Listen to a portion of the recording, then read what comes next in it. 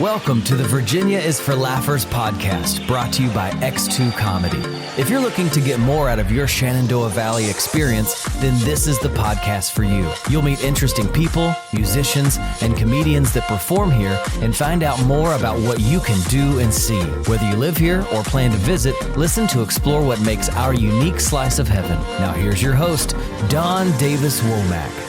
Ho, ho, ho, laughers. As one of our special guests today, Santa, would say, get ready for a delightful journey into the magical world of Christmas as Santa and his lovely wife, Mrs. Claus, join us on a Zoom call all the way from the North Pole. It is that magical time of the year again when the air shimmers with the promise of wonder and joy. And who better to bring that spirit alive than this jolly duo, Santa and Mrs. Claus. They are known for spreading cheer and goodwill, making every moment feel like a sprinkle of stardust. But what lies beyond the well-known tales of gift-giving and snowy sleigh rides?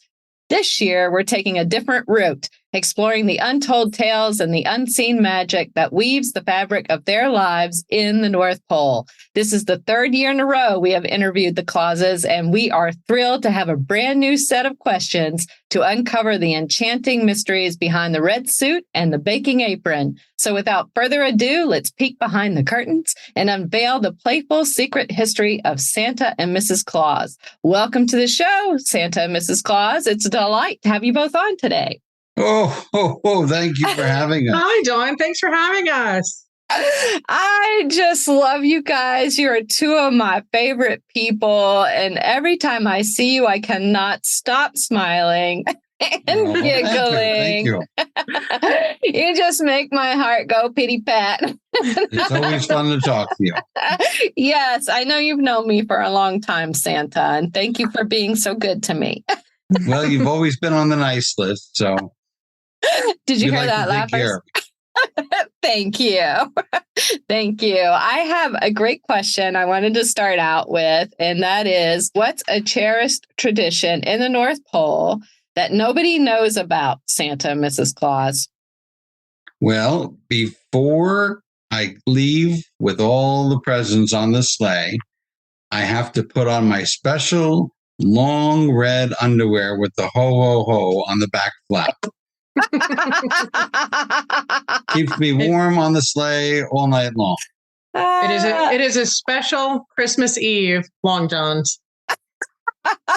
It's like athletes almost, almost, in that they wear something special lots of times. It's kind of a tradition. Kind of a good luck suit. Yes, I love that. Do you both have a favorite holiday joke or prank that you play on the elves or each other? Oh, I have a good joke. See, there's Frosty and Santa and Jesus walk into a bar. Oh, Santa, you can't tell that on the podcast. Well, that's the only joke I have. So. Well, sometimes we take the Jelly Belly game a little further, where they have the different flavors of Jelly Bellies, but instead we use candy canes, and not all of them are good flavors. I like the regular candy. We like the peppermint. The peppermint.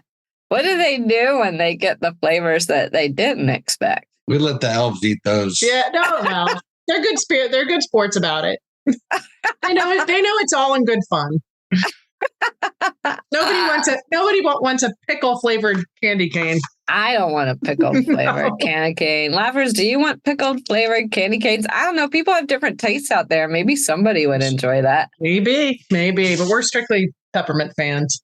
I'm with you guys. This has been many, many years that you have been blessing families all over the world. It's got to be filled with so many incredible memories. And I'm wondering, what is the most interesting gift, though, that Santa has ever received from a child? You're the one giving most of the time. But on the other end, what is the most interesting gift you have ever received? I think probably the most interesting thing that a child has given to me is pictures of the puppies that we brought them the previous years and how well they're doing. So we love to see, the little animals that we bring. We love to see that they're doing well. And they continue to bring joy to the families for many years. So it's always good to see them, part of the family and how the happiness kind of carries through. Oh, yeah. We got a new little puppy in our home that's about 5 pounds named Sprite. So we got her a little bit before Christmas, but I'll still send you a picture, Santa. Okay. Absolutely. I'll make sure to bring Sprite a milk bone or something For Christmas Eve. Christmas Eve. Oh, thank you. She will love it. Just don't take her with you. I have enough of them in this sleigh to begin with. No, also, Santa, we talked about your underwear, but have you ever had a wardrobe malfunction on Christmas Eve? And if so, how did you handle it? Well, don't tell Mrs. Claus. She can't listen to this. But in Taylor Swift's house, one time my suspenders failed, and it showed off that ho ho ho underwear a little too much, if you know what I mean. Did she catch you? Well, she was still sleeping, fortunately, because otherwise I'd have the Kansas City Chiefs coming after me.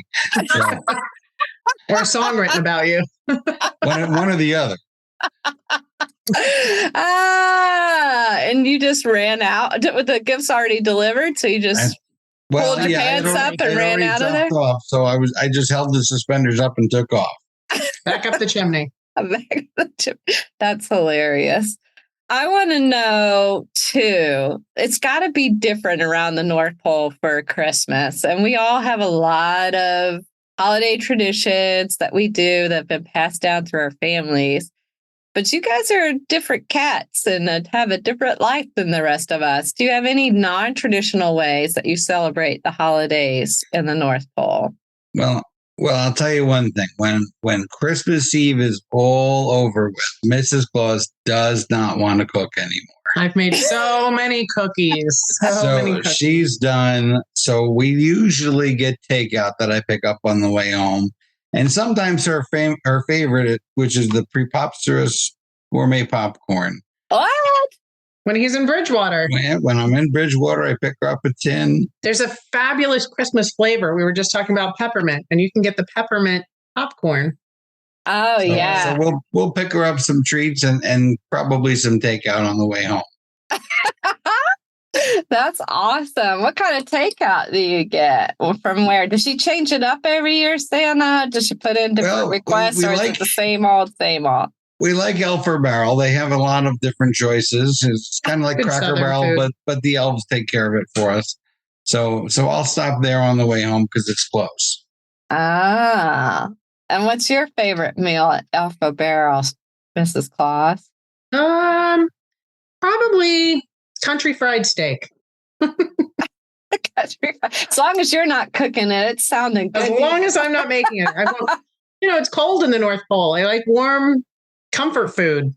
After a long Christmas season, it's always nice to just warm comfort food. You mentioned you make lots of cookies. If you had to guess how many cookies every holiday season you make, is that even possible? Thousands of cookies. And that's just what I eat. Forget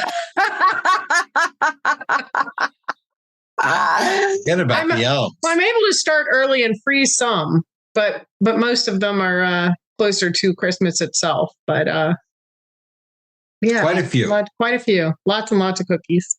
And I know Santa eats a lot of cookies, and I believe we've asked him his favorite cookie in a previous episode, and he said any cookie that's round or something like that. I like them all as long as they're round. But how about you, Mrs. Claus? What's your favorite kind of Christmas cookie? I like sugar cookies. I like the sugar cookies because you can use all my sugar or all my cookie cutters and decorate them with the colored sugars and all the different colored icings and make fun shapes and sugar cookies.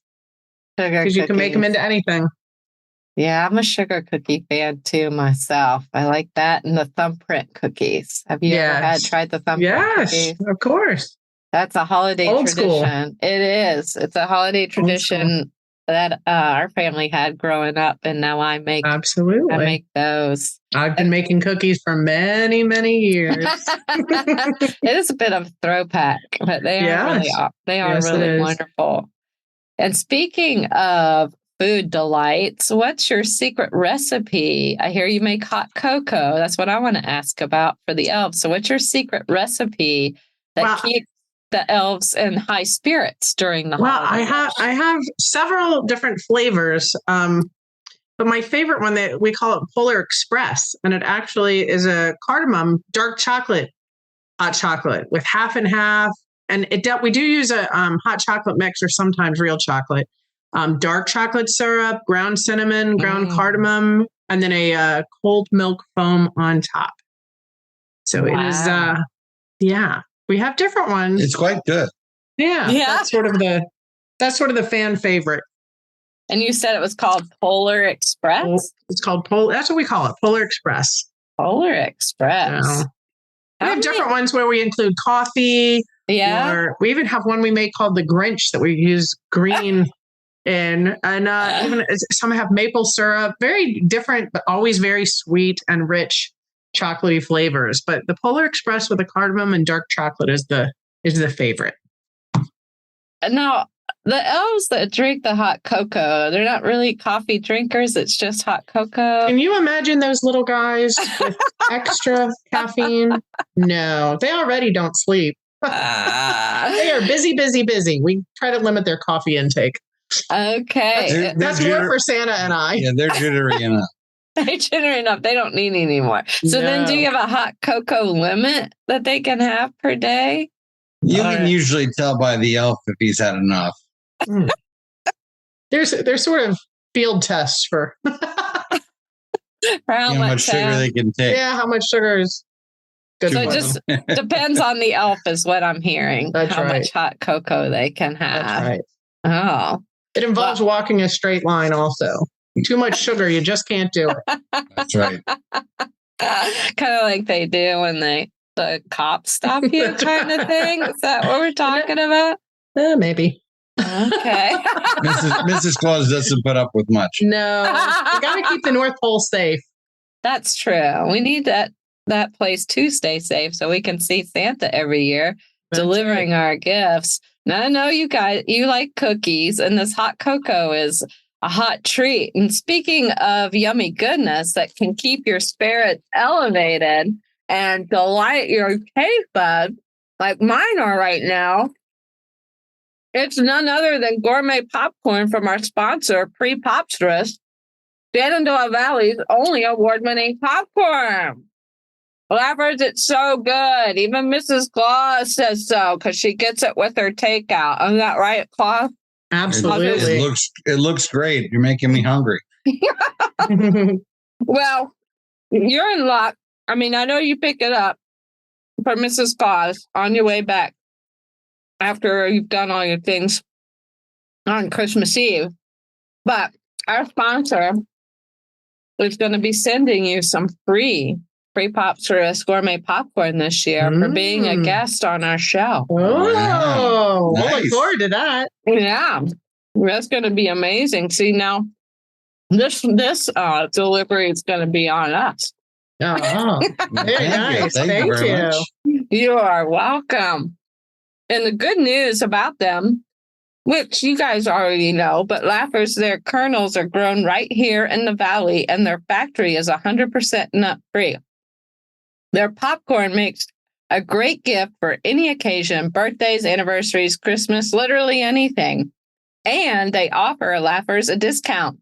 Just use promo code LAUGH15 to get 15% off when you visit prepopsterous.com. That's prepopsterous.com, and choose from a variety of their delicious sweet and savory flavors today. And during the holidays, they even have themed flavored options like gingerbread and peppermint. So don't miss out. That's so good.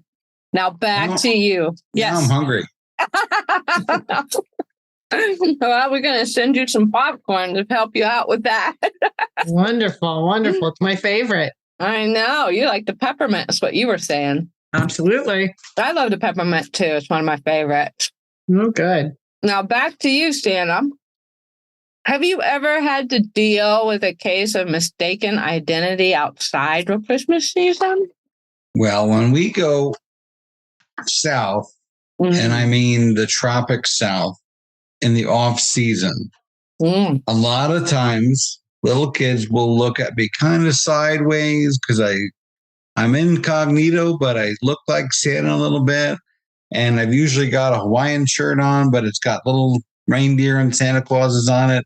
And so sometimes I'll get a curious child that will notice me.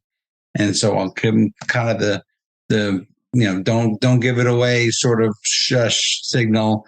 And I'll talk to them quietly maybe, but I won't make a big deal out of it. Because after all, we are on vacation. But the beard is always kind of a giveaway.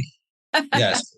It does kind of travel with me no matter what I wear. So, yeah. And do you give your identity away when they do that, or how do you handle those situations? Well, usually I'll pull that child to the side and kind of talk quietly to them, and I'll ask them, if they're being good and let them know that I'm on vacation, but I'll listen to what they have to say. And even though the adults no longer really see the twinkle in his eyes, the kids will always see it.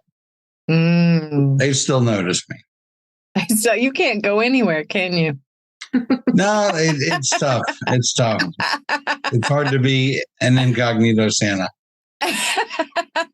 When you're the real deal, there's no missing you. I love it. Are there any famous legends or myths about Santa's early adventures that no one knows about Mrs. Claus or Santa in your early days? You've been here for centuries. Well, in the early days, I wasn't very good getting up and down the chimney. Really? I had to kind of figure that out. We sent a rope with him the first year just in case. Yeah, I wasn't sure how that was going to work, and the magic just kind of took over. The Christmas magic, as I got more and more experience with it, I didn't need the rope anymore, and I could just go up and down. Even though I've put on some weight. Part of the magic. Yeah. So you started out as kind of a thinner guy, right? Mm-hmm. And then we all. And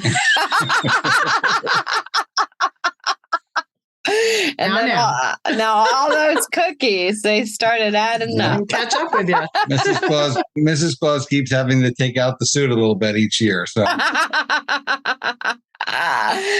what was it like the first time you stood up there to go down a chimney for the first time? Was that a scary experience? It was scary. I wasn't really sure what to expect, if it was going to work or if I was going to get stuck or if I wasn't going to fit at all. Although he was a big fan of the housing styles in the 70s when the roofs, they made all the houses with flat roofs.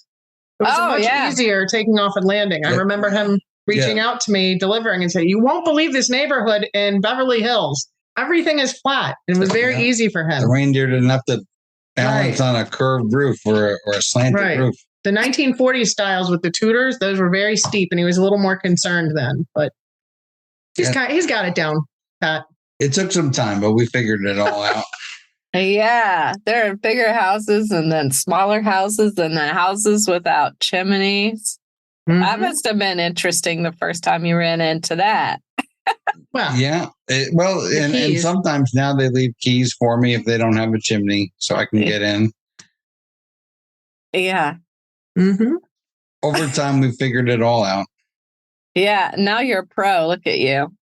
How many years have you been doing this now? 100 something? Hundreds of years. Hundreds of years. Wow. What do you think was the easiest thing to do early on? And probably just there were a lot fewer kids that knew I was around early on. So getting them the presents that they really wanted was gifts were much simpler then. Yeah. When he started big, and remember the tradition with the orange in the toe of your stocking?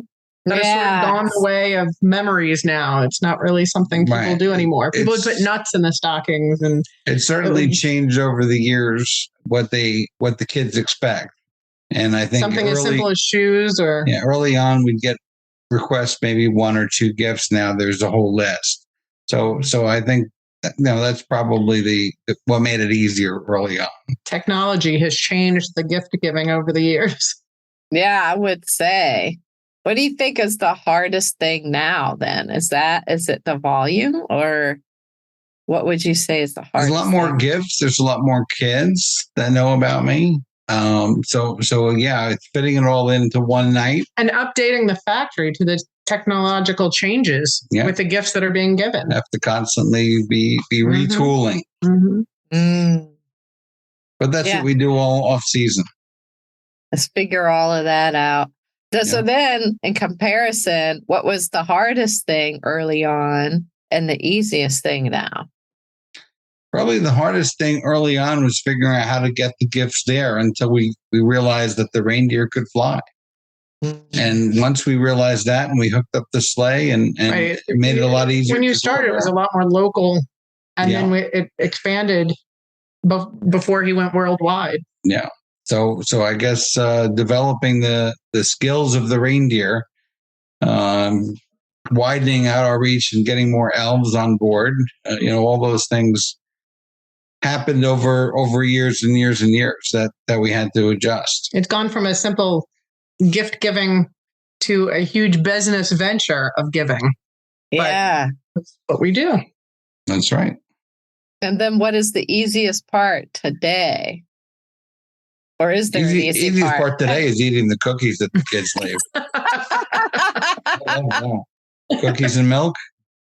That's my favorite part. That's why Mrs. Claus is not your snacks. His easiest part is snacking. My gosh, I love it. Mrs. Claus, what's the most unexpected request you've received in a letter to the North Pole? I was actually approached via letter to present a TED Talks presentation. Really? About women and being in a somewhat powerful situation. Being married to Santa Claus is not a task everyone's familiar with. It is you're a strong behind the scenes supporter. Requires a special woman. Absolutely. And there's so many strong women out there who are leading or supporting that I was a natural fit for the presentation that they were looking for. So that was kind of an honor to be asked to do that.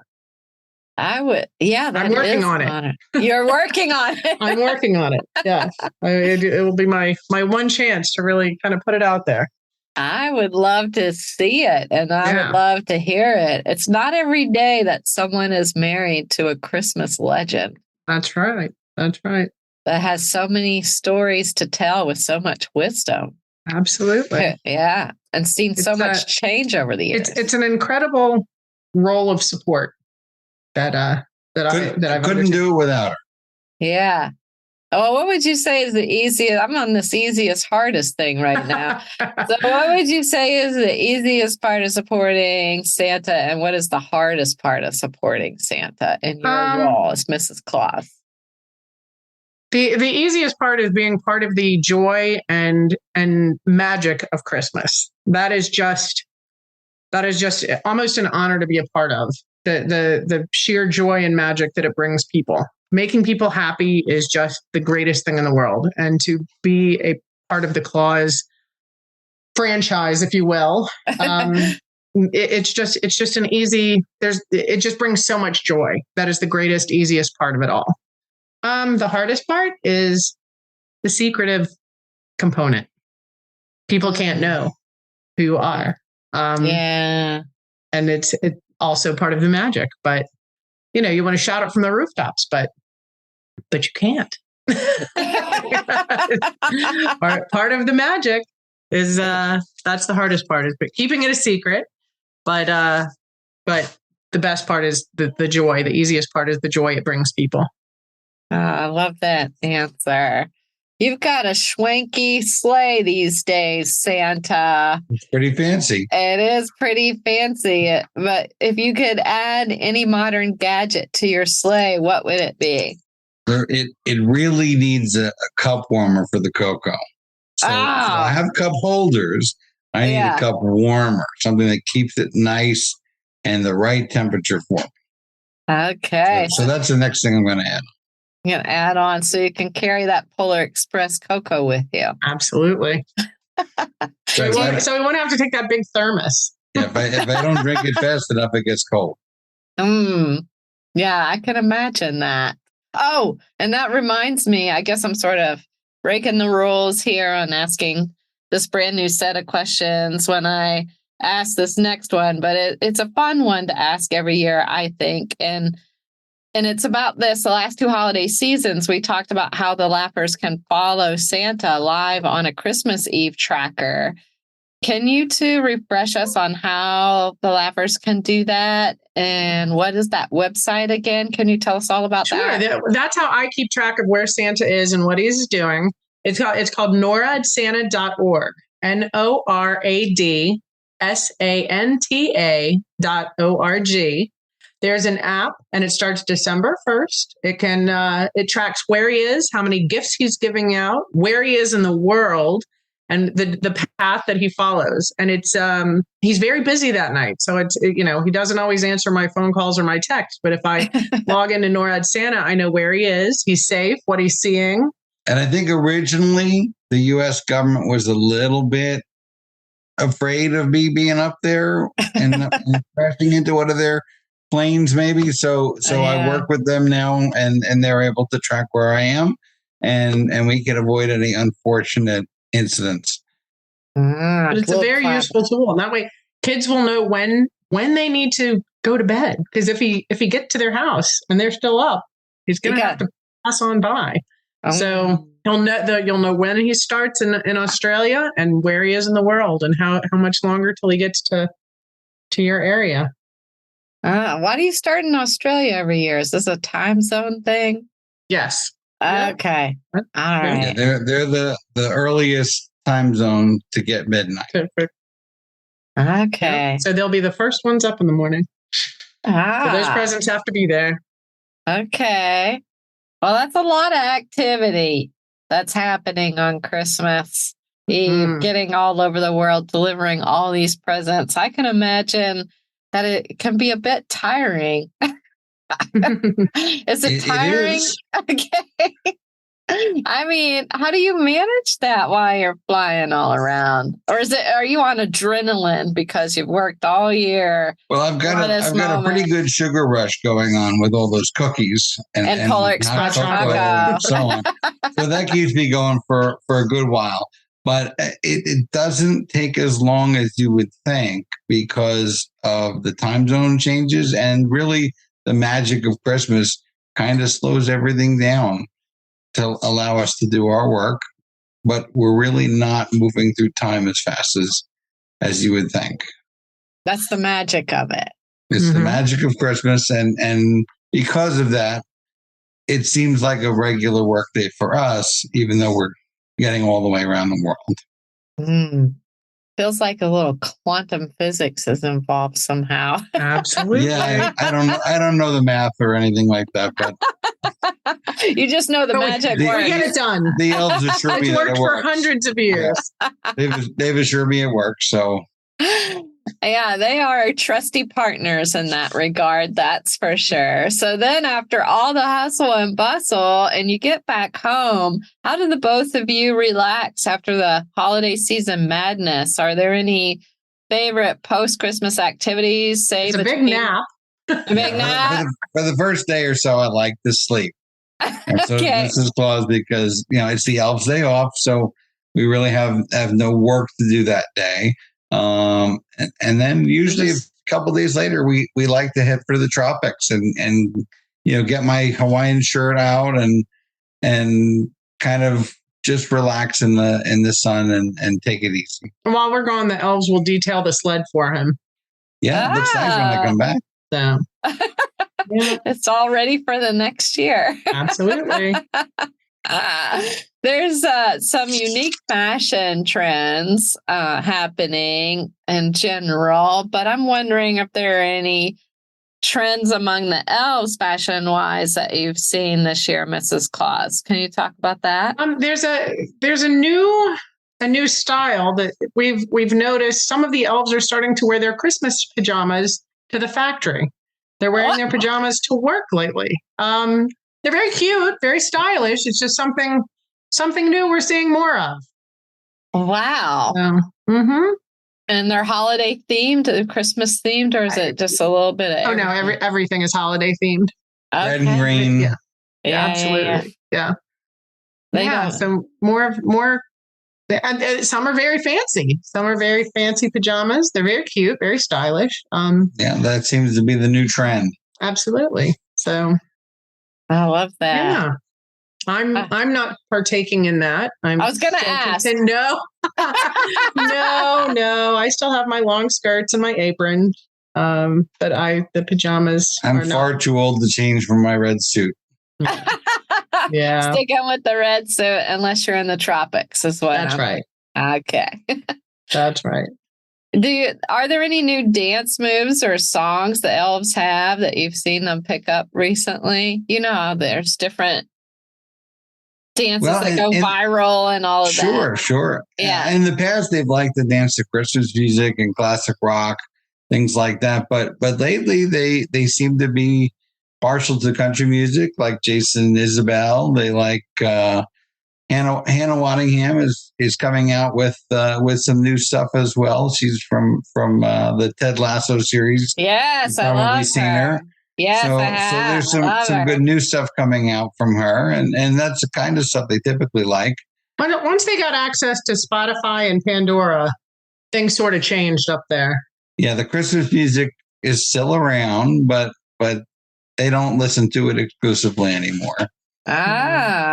Although they always love pentatonics. Yeah. That's pentatonics is a great. Yeah. Oh, I love that. That's all a cappella, right? Yes. That's what I love talented. About them. Yeah, they're amazing. I love that group.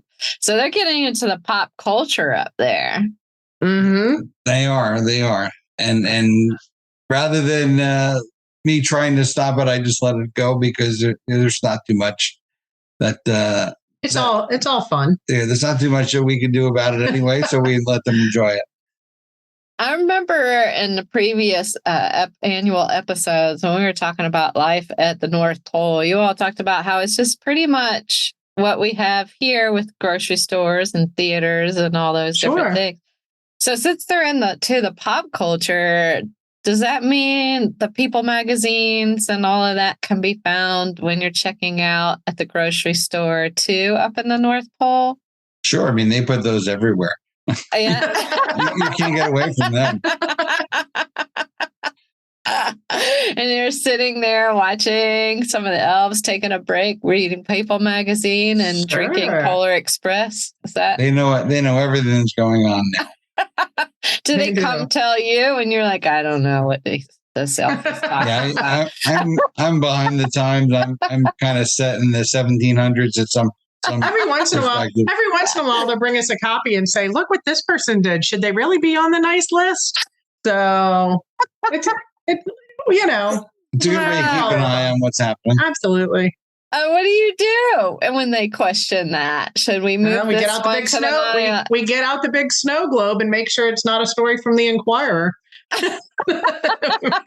You fact check as a good way to say. You fact check it. That's it. Make sure. Okay. That's it. Has anybody moved over to the naughty list, or you don't want to say? Nah, that's kind of fluid. It changes every year. Or changes as the year goes on. You can get off of the naughty list. You can't once you're on it. You don't stay on. You don't have to stay on it. You can go back to the nice list. Okay, because there's always hope. Absolutely. Yeah, I love that. Speaking of hope, what's the most heartwarming moment you all have experienced over the centuries? I can speak to that one. Since every once in a while, I will go with Santa to some of the visits before Christmas. Sometimes when he makes an appearance and children come to see him, I'm fortunate enough to go down. And we had a little girl come with her mother, a baby. And I always want to hold the babies. And then I said, oh, what a precious little elf you have. And she said, I adopted her yesterday. And it was the sweetest moment. The mom cried and I cried and I just loved on that little baby. It was just a sweet, genuine moment of Christmas magic, of just magic in general, just love. And a lot of special needs and people come to see us because and people try to rush us to take pictures, and there's no rush. You just want to spend time with people, young people, children, older people, and just share the magic and don't rush anyone. We want to talk to the children. And we had a little girl come to us that was hearing impaired. And I guess mom didn't realize that Santa is multilingual and I sign, and the little girl was hearing impaired, and the mom said she's not going to be able to talk to you. And I immediately asked the little girl if she liked surprises and what she wanted for Christmas. And it was just, the little girl was so thrilled that I could communicate with her. And the mother was so gracious and grateful. And it was just, those kind of moments are what brings the joy to being a big Claus. part of why we do it. That is the true magic of Christmas right there. I love that so much. Wow. Did you have anything to add to those memorable moments, Santa, for you? No, I think that Mrs. Claus hit it right on the head. It's those type of heartwarming moments that make what we do worthwhile. Just the interaction.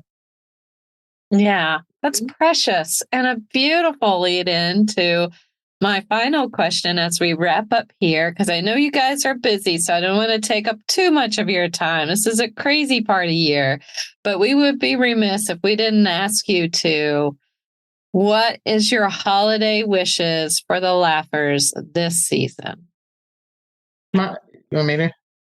Yeah, I mean, obviously we want everybody to have a healthy, happy Christmas, Merry Christmas, and see their families and enjoy the season throughout the year, and just share kindness with each other. Be kind to each other.